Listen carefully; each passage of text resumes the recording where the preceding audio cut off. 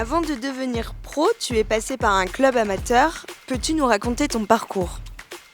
Alors moi j'ai commencé effectivement quand je suis passé dans la catégorie senior par les clubs amateurs, par un National 3, ensuite mes échelons 1-1 jusqu'à revenir au niveau pro. Et ça a été un long chemin, c'était un parcours forcément plus compliqué parce que c'est des divisions qui sont moins exposées en termes de vue.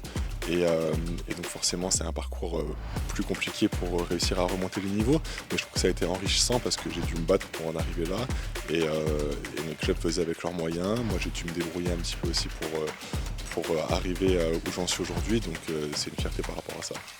As-tu un coach qui t'a marqué particulièrement?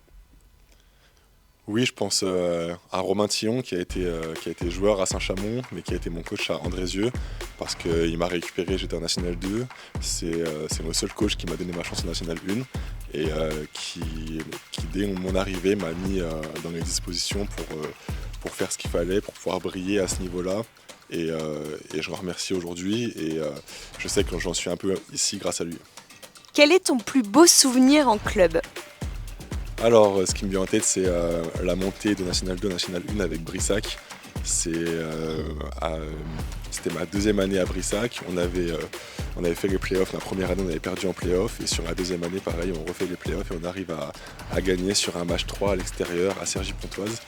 Et c'était un moment exceptionnel pour nous parce que c'était vraiment un tout petit club de National 2 qui réussissait à monter en National 1. Donc on était vraiment très fiers. Et moi, ça restera un de mes plus beaux souvenirs à ce moment-là.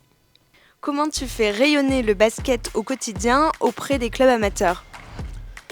Euh, je sais qu'on a un club qui est très exposé, Saint-Chamond forcément c'est un club pro, mais on a une image à véhiculer auprès des nombreux clubs des alentours et en France. Et je pense que c'est par l'image qu'on donne sur le terrain, en dehors, être toujours souriant envers les enfants, en leur tapant dans les mains après les matchs, en passant des moments avec eux, en jouant avec eux.